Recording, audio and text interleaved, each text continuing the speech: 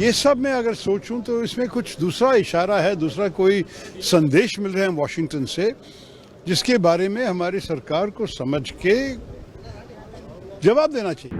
अगर ऐसे वो लोग करेंगे तो हम भी अमेरिकन एक्सपोर्ट्स पे 50% की टैरिफ हमारे तरफ से भी लगाना चाहिए। कोई भी किसी और देश में बैठ के हमको ऐसे धमकी दे सके, ये तो बिल्कुल मानना तैयार नहीं है। और मेरे ख्याल में हर भारतवासी कहेंगे कि इस विषय पे हम सब एक हैं। देखिए, असर तो पड़ेगा ही, क्योंकि 90 बिलियन डॉलर के हमारे ट्रेड है उनके साथ।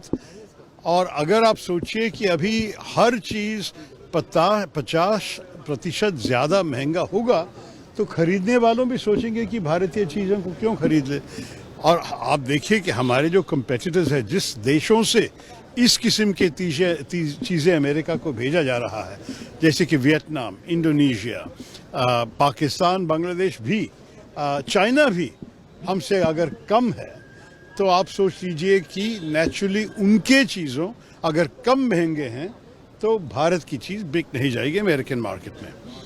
दूसरी चीज़ जो अन्याय है, ये जो एक्स्ट्रा 25% जो ऐड किया, जो ट्रंप ने कल बताया था, ये है क्योंकि हम रशिया से पेट्रोलियम प्रोडक्ट्स, नेचुरल गैस और ऑयल खरीद रहे हैं, लेकिन चाइना हमसे करीब डबल रशिया से खरीद रहे हैं, और उनको 90 दिन दिया गया है, हमें सिर्फ 3 हफ्ते दिया गया है। ये सब मैं अगर सोचूं तो इसमें कुछ दूसरा इशारा है, दूसरा कोई संदेश मिल रहे हैं वॉशिंगटन से, जिसके बारे में हमारी सरकार को समझ के जवाब देना चाहिए। अगर ऐसे वो लोग करेंगे तो हम भी अमेरिकन एक्सपोर्ट्स पे 50% की टैरिफ हमारे तरफ से भी लगाना चाहिए। ये नहीं है कि कोई भी किसी और देश में बैठ के हमको ऐसे धमकी दे सके, ये तो बिल्कुल मानना तैयार नहीं है। और मेरे ख्याल में हर भारतवासी कहेंगे कि इस विषय पे हम सब एक हैं। आपको महत्वपूर्ण बात कहा कि 50% भारत को भी रेसिप्रोकल टैरिफ लगाना चाहिए।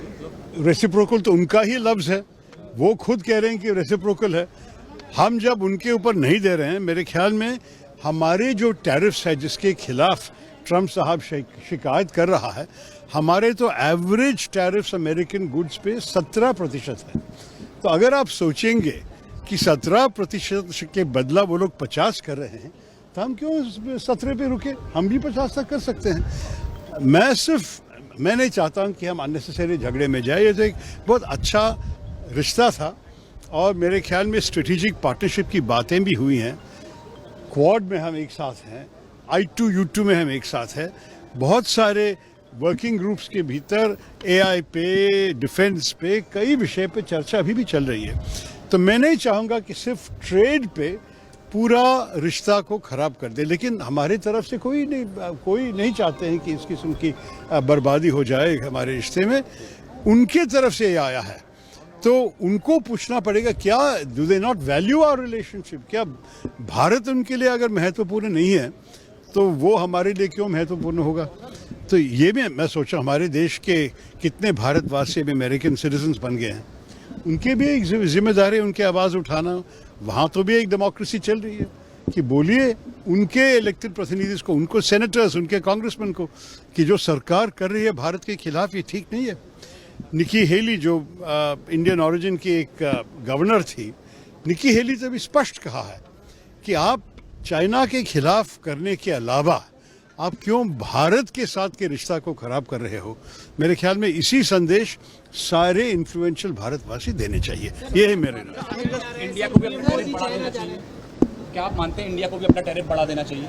अगर वो लोग इसको ये अगले 3 हफ्ते में बदला नहीं, और अगर 50% असलियत में हुआ, तो मेरे ख्याल में हम भी 50 उन पे लगाना चाहिए उसी वक्त, उधर तक नहीं।